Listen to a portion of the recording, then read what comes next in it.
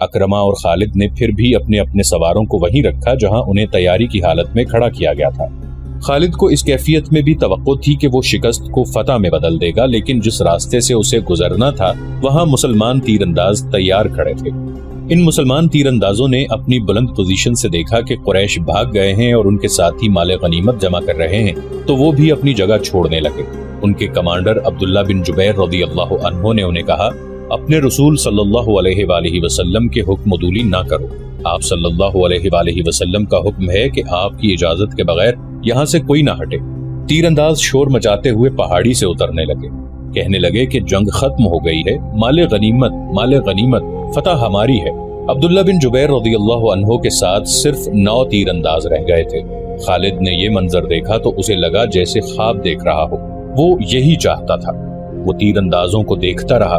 جب وہ قریش کے کیمپ میں پہنچ گئے تو اس نے پہاڑی عینین پر حملہ کر دیا، جہاں پر عبداللہ بن جبیر رضی اللہ عنہ اور ان کے 9 تیر انداز رہ گئے تھے۔ خالد انہیں نظر انداز بھی کر سکتا تھا، لیکن ان سے وہ انتقام لینا چاہتا تھا۔ اس کے گھڑ سوار پہاڑی پر چڑھتے جا رہے تھے، اوپر سے تیر انداز تیزی سے تیر برسا رہے تھے۔ اکرما نے خالد کو عینین پر حملہ کرتے دیکھا تو وہ بھی اپنے سوار دستے کو وہاں لے گیا اور اس کے گھوڑے ہر طرف سے اوپر چڑھنے لگے۔ سواروں کے پاس بھی تیر کمانیں تھیں، وہ اوپر کو تیر چلا رہے تھے، لیکن اتنے گھڑ سواروں کو روکنا اوپر والوں کے لیے ممکن نہ تھا۔ سوار اوپر چلے گئے، تیر انداز دست بدست لڑائی بھی لڑے اور سب زخمی ہو کر گرے۔ خالد نے زخمیوں کو پہاڑی سے نیچے پھینک دیا۔ عبداللہ بن جبیر رضی اللہ عنہ بھی شہید ہو گئے۔ وہاں سے خالد اور اکرما نے اپنے گھڑ سواروں کو اتارا اور اس مقام پر آ گئے جہاں سے مسلمانوں نے لڑائی کی ابتدا کی تھی۔ خالد کے حکم پر دونوں نے مل کر مسلمانوں پر حملہ کر دیا۔ مسلمان لڑنے کی حالت میں نہیں تھے، لیکن رسول کریم صلی اللہ علیہ وآلہ وسلم نے مجاہدین کی کچھ تعداد کو اپنے ساتھ رکھا ہوا تھا۔ یہ مجاہدین گھڑ سواروں کے مقابلے میں ڈٹ گئے۔ قریش کے ساتھ جو عورتیں آئی تھیں وہ بھاگ گئی تھیں، لیکن امرہ نام کی ایک عورت وہیں کہیں چھپ گئی تھی۔ اس نے جب قریش کے گھڑ سواروں کو مسلمانوں پر حملہ کرتے دیکھا تو اسے قریش کا پرچم زمین پر پڑا نظر آ گیا۔ اس عورت نے پرچم اٹھا کر اوپر کر دیا۔ ابو سفیان نے اپنے بھاگتے ہوئے پیادوں پر قابو پا لیا تھا۔ اس نے ادھر ادھر دیکھا تو اسے اپنا پرچم لہراتا ہوا نظر آ گیا۔ اس نے حبل زندہ باد اور عزا زندہ باد کے نعرے لگائے اور پیادوں کو واپس لا کر مسلمانوں کو گھیرے میں لے لیا۔ خالد کو وہ وقت یاد آ رہا تھا، وہ رسول کریم صلی اللہ علیہ وآلہ وسلم کو ڈھونڈ رہا تھا اور آج 4 برس بعد وہ مدینہ جا رہا تھا۔ اس کے ذہن پر رسول کریم صلی اللہ علیہ وآلہ وسلم کا غلبہ تھا۔ احد کی پہاڑی افق سے ابھرتی آ رہی تھی اور خالد کا گھوڑا خرامہ چلا جا رہا تھا۔ خالد کی ذہنی کیفیت کچھ ایسی ہوتی جا رہی تھی جیسے اسے آگے جانے کی کوئی جلدی نہ ہو، اور کبھی وہ لگام کو یوں جھٹکا دیتا جیسے اسے بہت جلدی پہنچنا ہو۔ لیکن جس منزل کو وہ جا رہا تھا وہ منزل اس پر پوری طرح واضح نہیں ہوئی تھی۔ کبھی اسے یوں لگتا جیسے ایک مقناطیسی قوت ہے جو اسے آگے ہی آگے کھینچ رہی ہے، اور کبھی وہ محسوس کرتا جیسے اس کے اندر سے اٹھتی ہوئی ایک قوت اسے پیچھے دھکیل رہی ہے۔ خالد اسے ایک آواز سنائی تھی جو اس کے اندر سے اٹھتی تھی، لیکن اسے حقیقی سمجھ کر اس نے گھوڑے کی باگ کھینچی اور آگے پیچھے دیکھا۔ وہاں ریت کے سوا کچھ بھی نہ تھا، لیکن آواز آ رہی تھی۔ خالد، کیا یہ سچ ہے جو میں نے سنا ہے؟ خالد نے اس آواز کو پہچان لیا۔ یہ اس کے ساتھی اکرما کی آواز تھی۔ ایک ہی روز پہلے اسے اکرما کہہ رہا تھا، اگر تم یہ سوچ رہے ہو کہ محمد صلی اللہ علیہ وآلہ وسلم خدا کا بھیجا ہوا نبی ہے تو یہ خیال دل سے نکال دو۔ محمد صلی اللہ علیہ وآلہ وسلم ہمارے بہت سے رشتہ داروں کا قاتل ہے۔ اپنے قبیلے کو دیکھ جو سورج غروب ہونے سے پہلے پہلے محمد صلی اللہ علیہ وآلہ وسلم کو قتل کرنے کی قسم کھائے ہوئے ہے۔ خالد نے لگام کو ہلکا سا جھٹکا دیا اور گھوڑا چل پڑا۔ اس کا ذہن پھر 4 برس پیچھے چلا گیا جب وہ احد کے معرکے میں رسول کریم صلی اللہ علیہ وآلہ وسلم کو ڈھونڈ رہا تھا۔ وہ قریش کی اس قسم کو پورا کرنے کا عزم لیے ہوئے تھا کہ رسول کریم صلی اللہ علیہ وآلہ وسلم کو سورج غروب ہونے سے پہلے پہلے قتل کر دینا ہے۔ نعوذ باللہ۔ اسے یاد آ رہا تھا کہ مسلمانوں کے تیر اندازوں نے جب عینین کی پہاڑی چھوڑ دی تھی تو اس نے اس پہاڑی پر حملہ کر کے عبداللہ بن جبیر رضی اللہ عنہ اور ان کے 9 تیر اندازوں کو جو رسول اللہ صلی اللہ علیہ وآلہ وسلم کے حکم کی پیروی کرتے ہوئے وہاں رہ گئے تھے ختم کیا تھا۔ مسلمانوں کے ہاتھوں سے بھاگے ہوئے قریش پھر واپس آ گئے تھے اور انہوں نے اپنے آپ کو منظم کر لیا تھا۔ مسلمان یہ معرکہ ہار چکے تھے اور یہ اپنے رسول صلی اللہ علیہ وآلہ وسلم کی حکم عدولی کا نتیجہ تھا۔ خالد اور ابو جہل کا بیٹا اکرما فن حرب و ضرب کے ماہر تھے۔ ان کے لیے ایک ایک مسلمان کو قتل کرنا اب مشکل نہیں رہا تھا۔ خالد دیکھ رہا تھا کہ مسلمان دو حصوں میں بٹ گئے تھے۔ بڑا حصہ الگ تھا جو اپنے کمانڈر رسول کریم صلی اللہ علیہ وآلہ وسلم سے کٹ گیا تھا۔ چند ایک تیر انداز رسول اللہ صلی اللہ علیہ وآلہ وسلم کے ساتھ تھے۔ یہ وہ صحابہ کرام تھے جو قریش کے حملے کی وجہ سے افراتفری کا شکار نہیں ہوئے تھے۔ ان کی تعداد 30 تھی۔ ان میں ابو دجانہ رضی اللہ عنہ، سعد بن ابی وقاص رضی اللہ عنہ، حضرت علی رضی اللہ عنہ، حضرت عبد الرحمن بن عوف رضی اللہ عنہ، حضرت ابو بکر صدیق رضی اللہ عنہ، حضرت ابو عبیدہ رضی اللہ عنہ، طلحہ بن عبداللہ رضی اللہ عنہ، مصعب بن عمیر رضی اللہ عنہ خاص طور پر قابل ذکر ہیں۔ ان 14 خواتین میں سے جو زخمیوں کی دیکھ بھال کے لیے ساتھ آئی تھی، 2 رسول اللہ صلی اللہ علیہ وآلہ وسلم کے ساتھ تھی۔ ایک ام عمارہ رضی اللہ عنہ تھی اور دوسری ام ایمن رضی اللہ عنہ نام کی ایک حبشی خاتون تھی۔ ام ایمن رضی اللہ عنہا آپ صلی اللہ علیہ وآلہ وسلم کے بچپن میں آپ صلی اللہ علیہ وآلہ وسلم کی دایا رہ چکی تھی۔ باقی 12 خواتین ابھی تک زخمیوں کو اٹھانے اور پیچھے لانے اور ان کی مرہم پٹی کرنے میں مصروف تھی۔ خالد رسول کریم صلی اللہ علیہ وآلہ وسلم کو ڈھونڈ رہا تھا، لیکن وہ میدان جنگ میں زیادہ گھوم پھر نہیں سکتا تھا، کیونکہ اس کی کمان میں گھڑ سواروں کا ایک جیش تھا جسے اس نے پوری طرح اپنے نظم و نسق میں رکھا ہوا تھا۔ وہ اندھا دھند حملے کرنے کا قائل نہیں تھا۔ اس کا اصول تھا کہ دشمن کی ایسی رگ پر ضرب لگاؤ کہ دوسری ضرب سے پہلے وہ گھٹنے ٹیکتے۔ آج 4 برس بعد جب کہ وہ تنے تنہا صحرا میں جا رہا تھا، اس کے ذہن میں گھوڑے دوڑ رہے تھے، اسے تیر کمانوں کے زناٹے سنائی دے رہے تھے، اس کے ذہن میں مسلمانوں کے نعرے گونج رہے تھے۔ اس کا خیال تھا کہ مسلمان یہ ظاہر کرنے کے لیے نعرے لگا رہے ہیں کہ انہیں موت کا کوئی ڈر نہیں۔ طنز اور نفرت سے اب بھی اس کے ہونٹوں پر مسکراہٹ آ گئی۔ اس نے ارادہ کر لیا تھا کہ وہ زیادہ سے زیادہ مسلمانوں کو قتل کرے گا، قیدی کم ہی بنائے گا۔ اسے ابھی پتہ نہیں چل رہا تھا کہ رسول کریم صلی اللہ علیہ وآلہ وسلم کہاں ہیں۔ اس نے دیکھا کہ ابو سفیان جو بھاگتے ہوئے قریش کو ساتھ لے کر واپس آ گیا تھا، مسلمانوں کے فوج کے بڑے حصے پر حملہ آور ہو چکا تھا اور مسلمان بے جگری سے لڑ رہے تھے۔ مسلمانوں نے اسے اپنی زندگی کا آخری معرکہ سمجھ کر شجاعت و بے خوفی کے ایسے مظاہرے کیے کہ کثیر تعداد قریش پریشان ہو گئی۔ یہ صورتحال دیکھ کر خالد آگ بگولا ہو گیا۔ اس نے اپنے سواروں کو مسلمانوں پر حلہ بولنے کا حکم دیا۔ اس نے تلوار نیام میں ڈال لی اور برچھی ہاتھ میں لے لی۔ اس نے مسلمانوں پر عقب سے حملہ کیا۔ اس نے برچھی سے مسلمانوں کو چن چن کر مارا۔ اس کی برچھی جب کسی مسلمان کے جسم میں داخل ہوتی تو وہ چلا کر کہتا، میں ہوں ابو سلیمان۔ ہر برچھی کے وار کے ساتھ اس کی للکار سنائی دیتی، میں ہوں ابو سلیمان۔ آج 4 برس بعد جب وہ مسلمانوں کے مرکز مدینہ کی طرف چلا جا رہا تھا تو اسے اپنی ہی للکار سنائی دے رہی تھی، میں ہوں ابو سلیمان۔ اسے یاد نہیں آ رہا تھا کہ اس کی برچھی کتنے مسلمانوں کے جسموں میں اتری تھی۔ وہ رسول اللہ صلی اللہ علیہ وآلہ وسلم کو بھول گیا تھا۔ تھوڑی دیر بعد اسے پتا چلا کہ مسلمان اپنے نبی صلی اللہ علیہ وآلہ وسلم کی کمان سے نکل چکے ہیں اور اکرمہ مسلمانوں کے نبی صلی اللہ علیہ وآلہ وسلم کی طرف چلا گیا ہے۔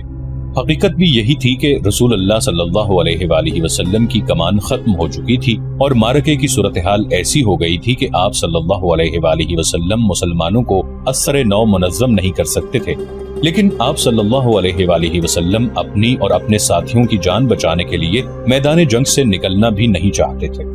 حالانکہ صورتحال ایسی تھی کہ پسپائی کے علاوہ کوئی چارہ نہ تھا، لیکن آپ صلی اللہ علیہ وآلہ وسلم کسی بہتر پوزیشن میں جانے کی کوشش کر رہے تھے۔ آپ صلی اللہ علیہ وآلہ وسلم کو معلوم تھا کہ قریش آپ صلی اللہ علیہ وآلہ وسلم کو ڈھونڈ رہے ہوں گے اور آپ صلی اللہ علیہ وآلہ وسلم کے گروہ پر بڑا شدید حملہ ہوگا۔ آپ صلی اللہ علیہ وآلہ وسلم ایک پہاڑی کی طرف بڑھنے لگے۔ آپ صلی اللہ علیہ وآلہ وسلم کے ساتھیوں نے آپ صلی اللہ علیہ وآلہ وسلم کو اپنے حلقے میں لے رکھا تھا۔ آپ صلی اللہ علیہ وسلم تھوڑی ہی دور گئے ہوں گے کہ اکرمہ نے اپنے گھڑ سواروں سے آپ صلی اللہ علیہ وسلم پر حملہ کر دیا۔ قریش کے ایک پیادہ جیش کو کسی طرح پتہ چل گیا کہ رسول کریم صلی اللہ علیہ وآلہ وسلم پر اکرمہ نے حملہ کر دیا ہے، تو قریش کا یہ پیادہ جیش بھی آپ صلی اللہ علیہ وآلہ وسلم کے گروہ پر ٹوٹ پڑا۔ آپ صلی اللہ علیہ وآلہ وسلم کے اور آپ کے کسی ایک بھی ساتھی کے بچ نکلنے کا سوال ہی ختم ہو گیا تھا۔ آپ صلی اللہ علیہ وسلم کے 3 ساتھیوں نے اور ان 2 خواتین نے جو آپ صلی اللہ علیہ وآلہ وسلم کے ساتھ تھیں، آپ صلی اللہ علیہ وسلم کے گرد گوشت پوست کی دیوار کھڑی کر دی۔ خالد کو یاد آ رہا تھا کہ رسول اللہ صلی اللہ علیہ وآلہ وسلم جسمانی طاقت کے لحاظ سے بھی مشہور تھے۔ اس کا سب سے بڑا ثبوت یہ تھا کہ آپ صلی اللہ علیہ وسلم نے عرب کے مانے ہوئے پہلوان رکانہ کو 3 بار اٹھا اٹھا کے پٹخا تھا۔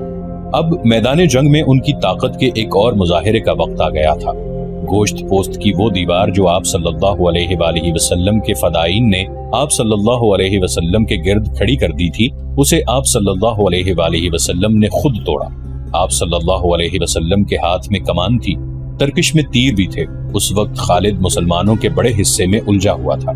اسے جب بعد میں بتایا گیا کہ جب رسول اللہ صلی اللہ علیہ وآلہ وسلم اور ان کے 30 ساتھی اور 2 عورتیں قریش کے گھڑ سواروں اور پیادوں کے مقابلے میں جم گئے تھے تو خالد نے بڑی مشکل سے یقین کیا تھا۔ اس نے ایک بار پھر کہا تھا کہ یہ طاقت جسمانی نہیں ہو سکتی، یہ کوئی اور ہی طاقت ہے۔ اس وقت سے ایک سوال اسے پریشان کر رہا تھا کہ کیا عقیدہ طاقت بن سکتا ہے؟ وہ اپنے قبیلے میں کسی سے اس سوال کا جواب نہیں لے سکتا تھا، کیونکہ فوراً یہ الزام عائد ہو سکتا تھا کہ اس پر بھی محمد صلی اللہ علیہ وآلہ وسلم کا جادو اثر کر گیا ہے۔ آج وہی سوال اپنے ذہن میں لیے مدینہ کی طرف جا رہا تھا۔ احد کی پہاڑی افق سے اوپر اٹھائی تھی۔ 4 برس پرانی یادیں اسے پھر اس پہاڑی کے دامن میں لے گئیں جہاں اسے اپنا ہی نام سنائی دے رہا تھا، ابو سلیمان، ابو سلیمان۔ وہ اپنے تصور میں دیکھنے لگا کہ ان 30 آدمیوں اور 2 عورتوں نے اتنے سارے گھڑ سواروں اور پیادوں کا مقابلہ کس طرح کیا ہوگا۔ رسول کریم صلی اللہ علیہ وسلم اپنے دستے مبارک سے تیر برسا رہے تھے۔ آپ صلی اللہ علیہ وسلم کے ساتھی بڑھ چڑھ کر آپ صلی اللہ علیہ وسلم کو اپنے حلقے میں لے لیتے۔ ایک مورخ مغازی کی تحریر کے مطابق آپ صلی اللہ علیہ وسلم اپنے گرد حلقے کو بار بار توڑتے اور جدھر سے دشمن ان کی طرف بڑھتا اس پر تیر چلاتے۔ آپ صلی اللہ علیہ وسلم کی جسمانی طاقت عام انسان کے مقابلے میں کہیں زیادہ تھی۔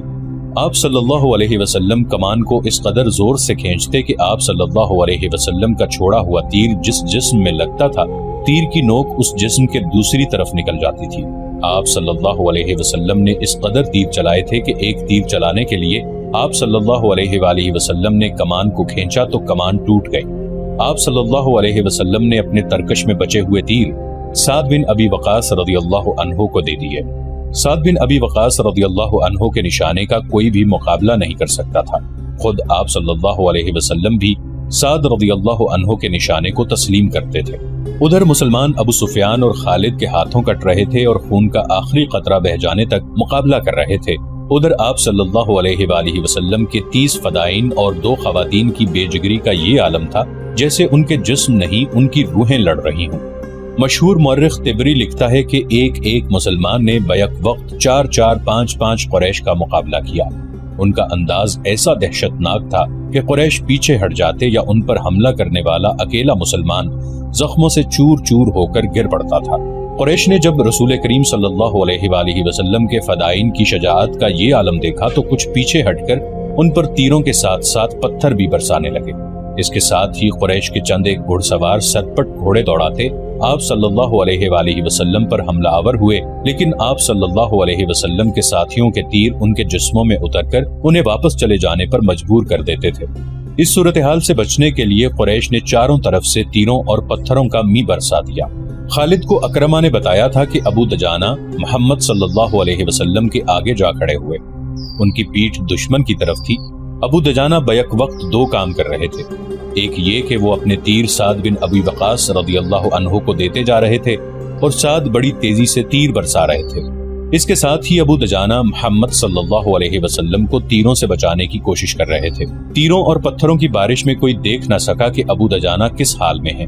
جب ابو دجانہ گر پڑے تو اس وقت دیکھا کہ ان کی پیٹھ میں اتنے تیر اتر گئے تھے کہ ان کی پیٹھ خار پشت کی پیٹھ لگتی تھی۔ رسول اکرم صلی اللہ علیہ وسلم کو بچانے کے لیے آپ صلی اللہ علیہ وسلم کے کئی ساتھیوں نے جان دے دی، لیکن اکرمہ اور اس کے گھڑ سواروں اور پیادوں پر اتنی دہشت طاری ہو چکی تھی کہ وہ پیچھے ہٹ گئے۔ قریش تھک بھی گئے تھے۔